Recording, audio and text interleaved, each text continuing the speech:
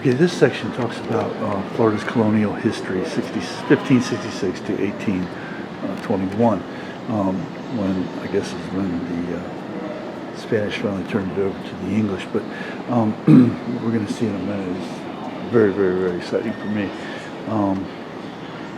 This is called the Plate Fleet exhibit. It's the Flota Plata, which means the Silver Fleet. And this is something I never heard of before, but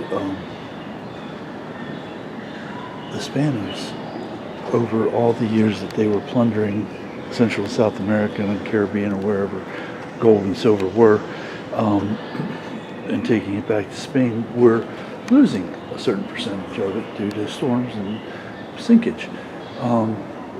So they created what they call the Flota Plata, the Silver Fleet, what we're calling here the Plate Fleet. I don't understand that, but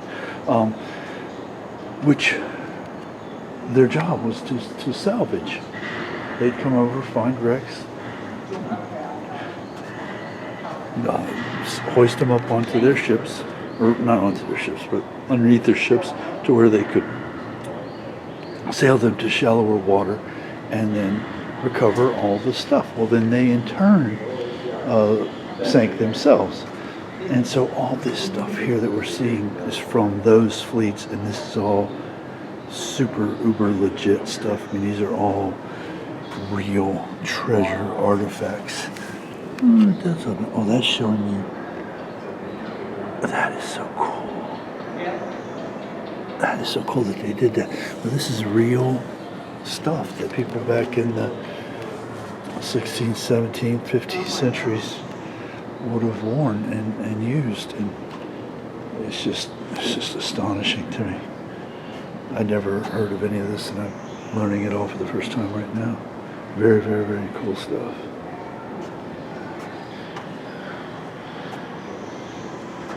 And this is really neat here. These are, this is all silver. Silver of whatever kind. I mean, they didn't have an actual mint to make everything perfectly round and the same measurement that we do now, but these all have stamps, and I'm assuming it's some sort of king stamp or pope stamp or bishop stamp or something.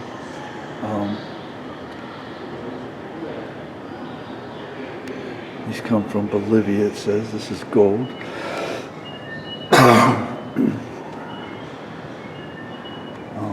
And all this we saw here are the same things. These are all various. This is the mint at Cuzco, mint in Mexico City. I don't know why they didn't just melt this down and pour it into a mold, but or how it actually worked. Some of these appear to be rounded, but not symmetrically perfect. But this tells how it was done. It was done by hand. So it wasn't melted down and poured into a mold. They stamped it with, I guess, the seal of whatever king was in power at the time. This is an original cannon. Not the carriage, but the cannon itself was it's a 6-pounder. Pulled up from the wreckage of the San Jose de la Animas, 1733.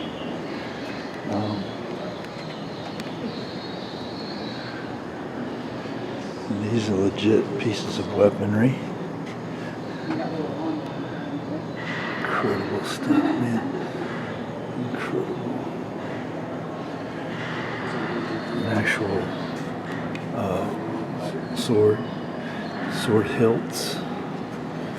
Really neat workmanship there.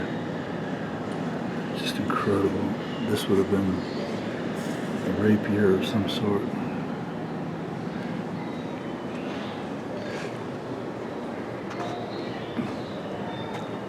All original, all legit. It's incredible.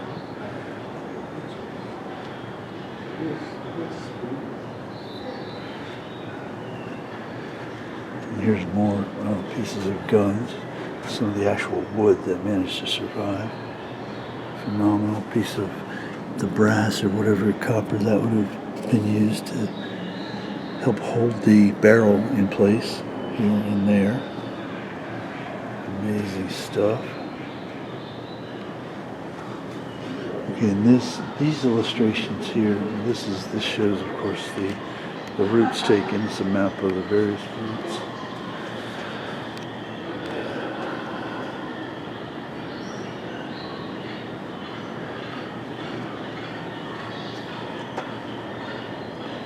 And this shows the salvage. You can read that if you want to stop it and read the information there. It just shows how they did it. They went out and hooked it up and dragged it to wherever.